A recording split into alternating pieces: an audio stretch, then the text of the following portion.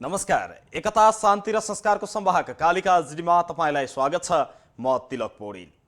कालिका समाचार सुरु गरौं प्रमुख समाचारका शीर्षकहरूबाट। कालिका समाचारको साथमा वात्सल्य नेचुरल आइभीएफ आधुनिक चिकित्सा उच्च सफलता दर अन्तर्राष्ट्रिय स्तरको उपचारद्वारा सन्तान प्राप्ति सम्भव छ। प्रयोग गर्नुहोस् लक्स हरेक दिन।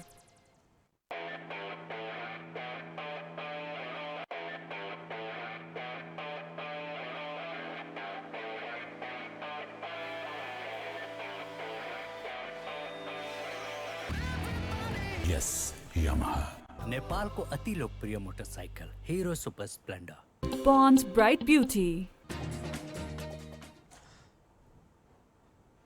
विकास निर्माणको कामलाई गुणस्तरीय बनाउन प्रधानमन्त्री देउवाको निर्देशन। इन्जिनियरहरूका समस्या समाधानमा सरकार प्रतिबद्ध रहेको उल्लेख।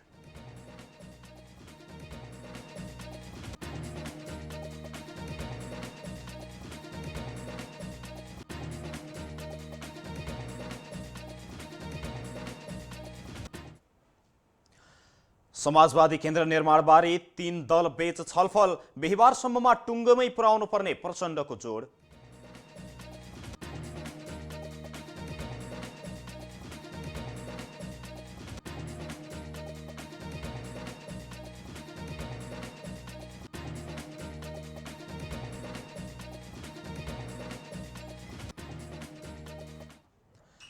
इजिप्टमा बस दुर्घटनामा परि 22 जनाको ज्यान गयो, 33 जना घाइतेको अवस्था गम्भीर। चालकको लापरवाही नै प्रमुख कारण हुन सक्ने आशंका।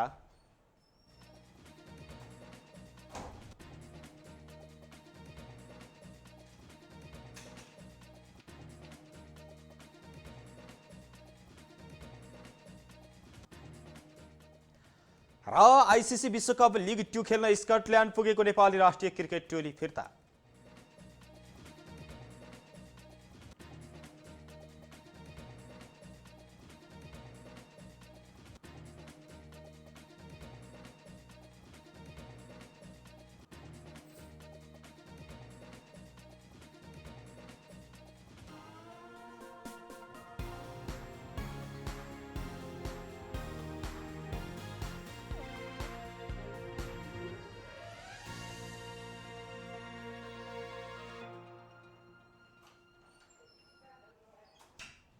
कालिका समाचार सुरु गरौं प्रमुख राष्ट्रिय समाचारबाट।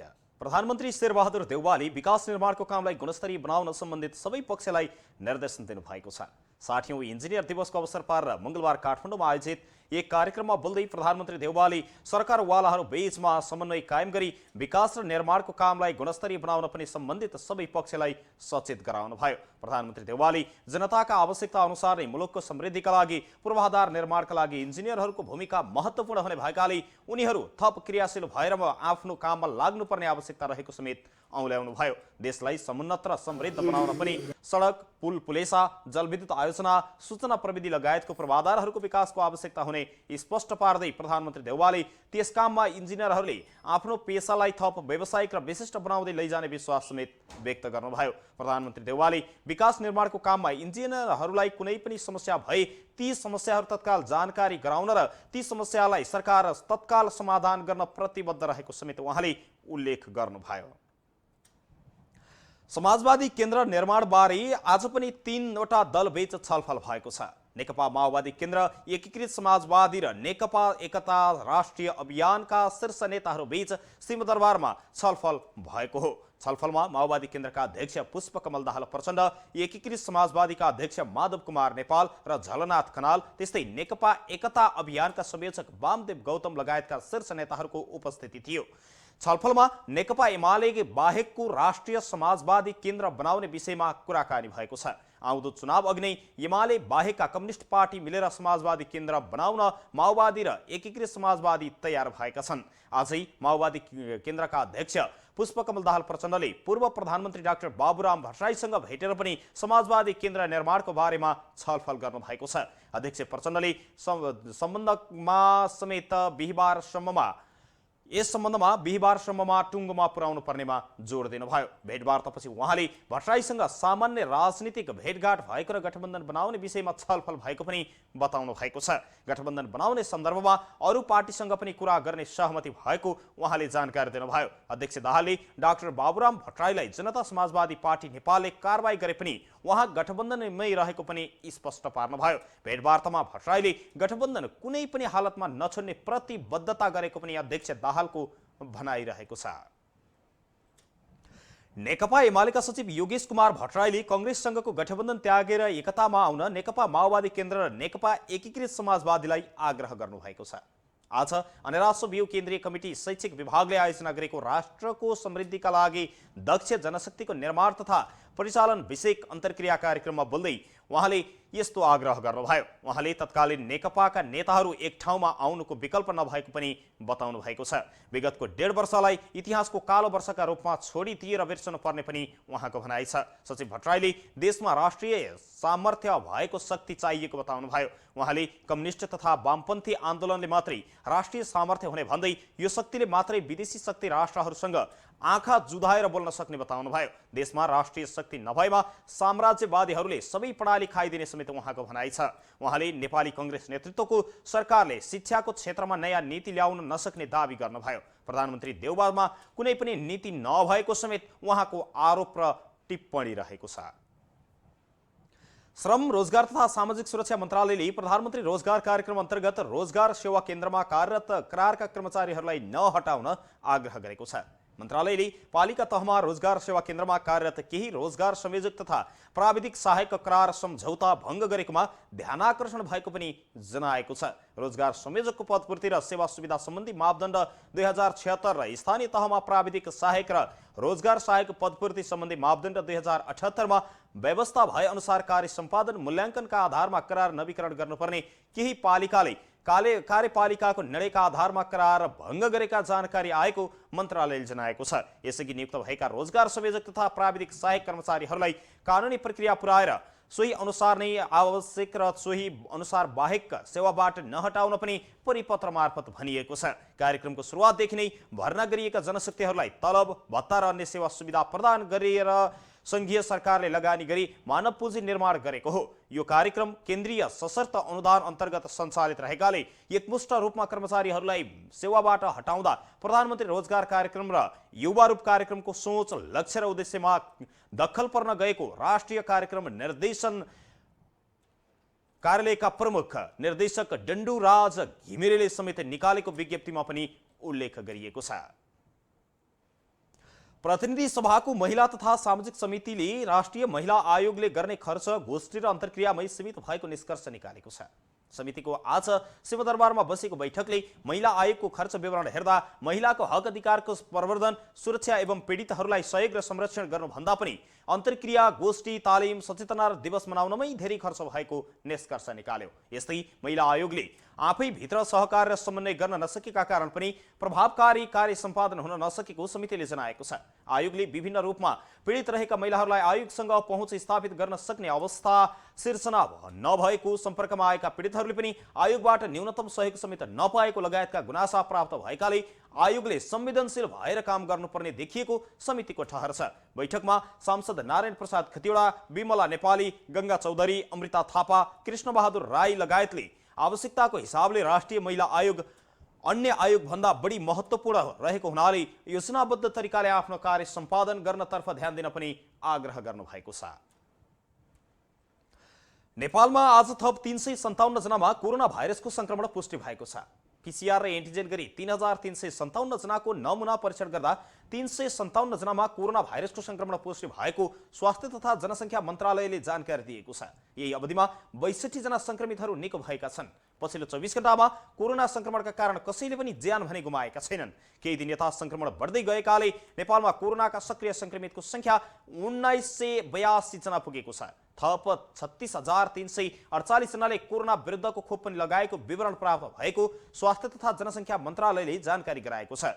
यसैबीच यता कोरोना विरुद्धको खोप लगाउन छुटेको भए तत्काल लगाउन पनि सरकारले आग्रह गरेको छ। कोरोना भाइरसको संक्रमण फेरि बढेसँगै मन्त्रालयले खोप लगाउन छुटेको भए खोप लगाउन आग्रह गरेको हो। सरकारले प्राथमिकतामा राख्दै पनि केही व्यक्तिहरू कोरोना खोप लगाउनबाट छुटेको पाइएकाले उनीहरूलाई खोप लगाउन आग्रह गरिएको हो।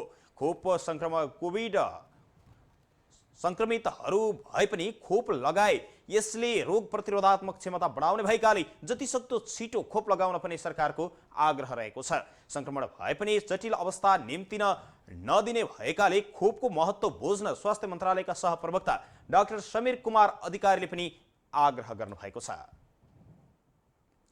एकता शान्ति र संस्कारको संवाहक कालिका एचडीमा प्रसारित कालिका समाचारमा पालो भएको छ विज्ञापनको। तर त्यसभन्दा अगाडि प्रमुख समाचारका शीर्षकहरू एकपटक।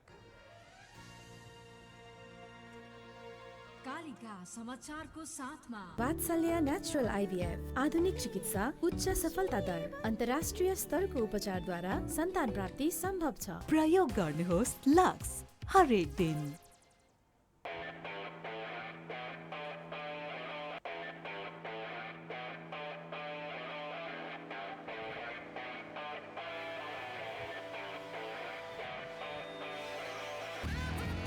यस यामाहा नेपालको अति लोकप्रिय motorcycle Hero Super Splendor. Pond's Bright Beauty।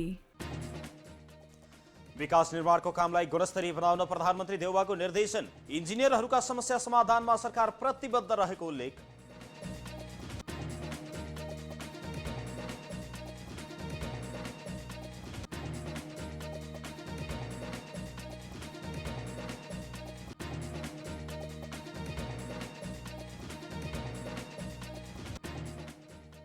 समाजवादी केन्द्र निर्माणबारे 3 दलबीच छलफल। बिहिबारसम्ममा टुङ्गोमा पुर्याउनु पर्ने प्रचण्डको उद्घोष।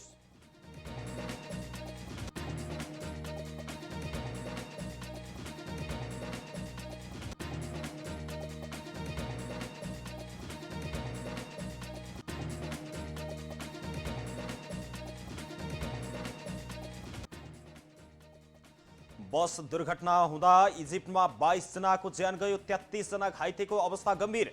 चालकको लापरवाही नै प्रमुख कारण हुन सक्ने आशंका।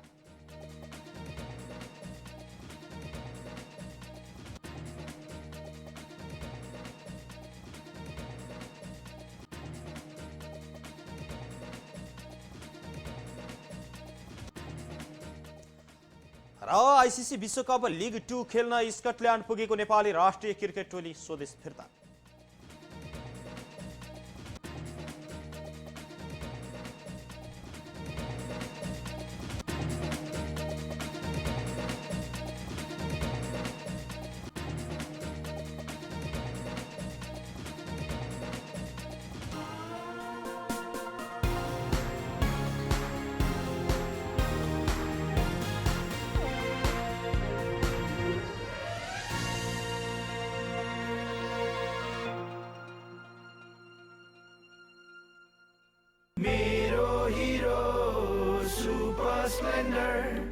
मेरो हिरो कति प्यारो, अरू पनि होला राम्रो, तर पनि मेरै हिरो प्यारो। पहाडेर ओहो तर कति सुन्दर हाम्रो, बाधा भने कति हो त्यसैले हिरो सुपर स्प्लेन्डर नै प्यारो। घाम लागे हुन्छ धुलो, पानी परे हिलो मैलो, त्यसैले त हिरो सुपर स्प्लेन्डर नै प्यारो। सबैलाई सुहाउँदो सुपर स्प्लेन्डर नै प्यारो। नेपालको अति लोकप्रिय motorcycle Hero Super Splendor. Jagadamba Super Shine तथा ग्याल्वा प्लस जस्ता पाता जीवनभरको भरोसा।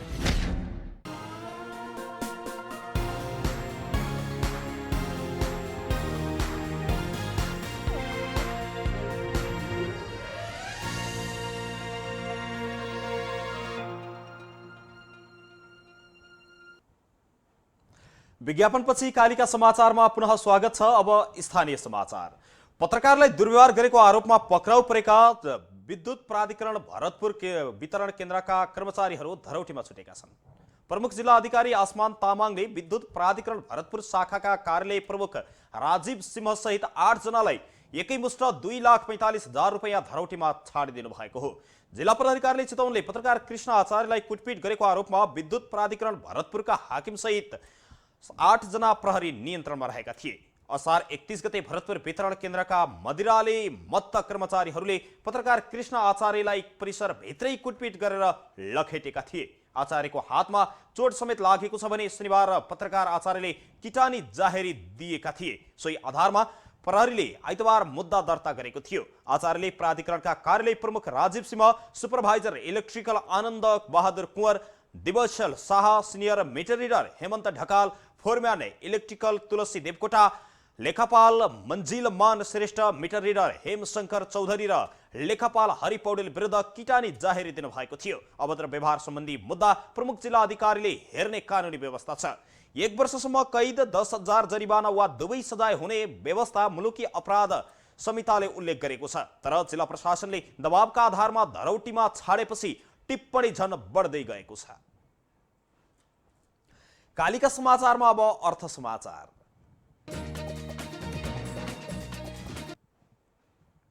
गत फागुनदेखि रोकिएको नेपाली कामदार इजरायल लैजाने प्रक्रिया पुनः सुरु भएको छ। साउन 8 र 9 गति नेपालबाट 100 जना नेपाली कामदारहरू इजरायल जान लागेको वैदेशिक रोजगार विभागले जानकारी दिएको छ। इजरायल दीर्घकालीन स्याहार केन्द्रका लागि सम्झौता गरेका नेपाली सहायक कामदारहरू मध्ये 100 जना कामदारको भिसा सहित राहदानी काठमाडौँ स्थित इजरायल दूतावासको कन्सुलर विभागबाट प्राप्त भएको पनि विभागले जानकारी दिएको छ। विभागले भिसा आएकाहरूलाई आफ्नो राहदानी बुझ्न, उडान अनुसार बनाइने ग्रुपमा आफ्नो नाम समावेश गराउन र कोभिड-19 विरुद्धको खोप लगाएको विवरण पेश गर्न साउन 4 गतेको समय दिएको छ। 8 र 9 गते हुने उडानका लागि सिलिङ होलिडेबाट हवाई टिकट बुकिङ गर्न सकिने जनाइएको छ। त्यसका लागि 59,990 रुपैयाँ हवाई भाडा तोकिएको छ। इजरायल उड्ने नेपाली कामदारले उडान गर्नु पूर्व 72 घण्टाभित्र कोभिडको पीसीआर परीक्षण पनि गराउनु पर्नेछ। सो परीक्षणमा नेगेटिभ आएको अवस्थामा मात्रै इजरायलका लागि उडान गर्न पाउनेछन्। कालिका समाचारमा अब अन्तर्राष्ट्रिय समाचार। बस दुर्घटनामा परि इजिप्टमा आज कम्तीमा 22 जनाको ज्यान गएको छ। घटनामा अन्य 33 जना भन्दा बढी घाइते भएको स्थानीय अधिकारीहरूले जानकारी दिएका छन्। देशको दक्षिण क्षेत्रमा पर्ने मिन्या प्रान्तमा घटना भएको बताइएको छ। दुर्घटनामा परेको बस देशको दक्षिणी प्रान्त सोहाङबाट हिँडेको थियो। सडकमा रोकेर राखिएको सडकमा रोकेको ट्रकमा ठोकिएर बस दुर्घटनामा परेको बताइएको छ। घाइतेहरूलाई एम्बुलेन्समा राखेर स्थानीय अस्पतालमा पुर्याइएको छ। उनीहरूको अस्पतालमा उपचार जारी रहेको छ। घाइते मध्ये अधिकांशको अवस्था गम्भीर रहेको र उनीहरूको उपचार भने उच्च स्तरीय तवरले भइरहेको पनि चिकित्सकहरूले जनाएका छन्। राजधानी काइरोदेखि 200 मिटर टाढा भएको घटनामा इजिप्टमा यस्ता दुर्घटना बेला बेलामा भइरहने गरेका छन्। सडक तथा यातायात साधनको बिग्रिएको अवस्था, चालकको लापरवाही लगायतका प्रमुख कारणले बढी दुर्घटना हुने गरेका छन्। यो दुर्घटना पनि चालककै बढी लापरवाहीका कारण दुर्घटना भएको हुन सक्ने आशंका गरिएको छ। कालिका समाचारमा अब खेल समाचार।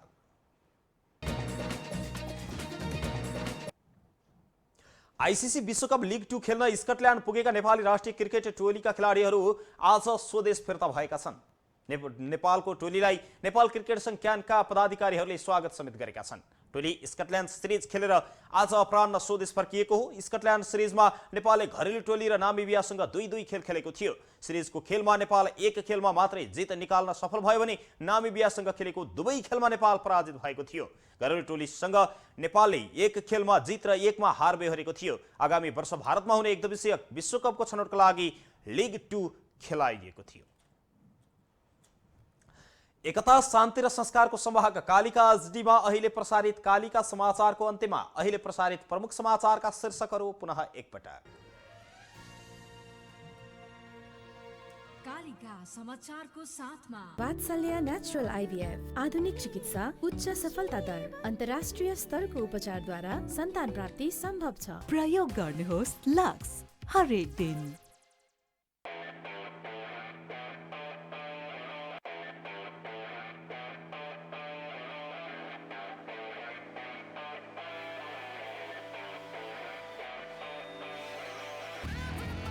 यस यामाहा नेपालको अति लोकप्रिय motorcycle Hero Super Splendor. Bond Bright Beauty.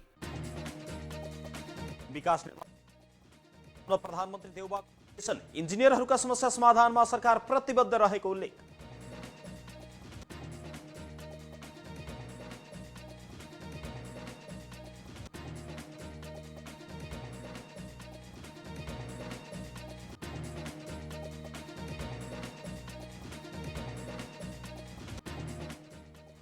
समाजवादी केन्द्र निर्माण बारे 3 दलबीच छलफल, बिहीबारसम्ममा टुङ्गोमा पुर्याउनु पर्ने प्रचण्डको जोड।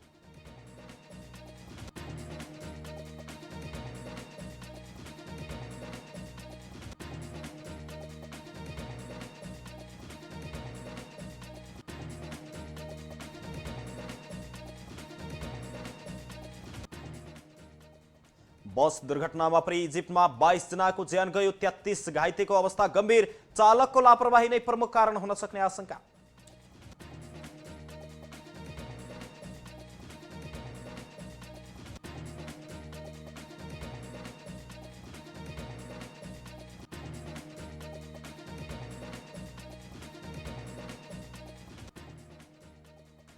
र आइसिसी विश्वकप लिग 2 खेल्न स्कटल्यान्ड पुगेको नेपाली राष्ट्रिय क्रिकेट टोली स्वदेश फिर्ता।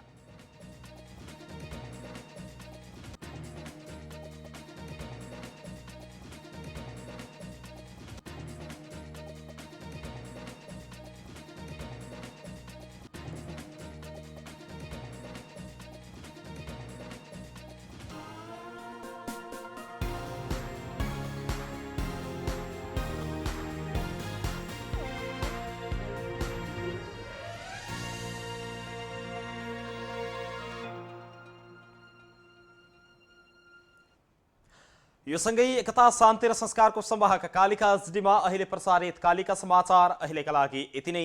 हेर्दै गर्नुहोला कालिका एचडी। म तिलक पौडेल बिदा हुन्छु। नमस्कार।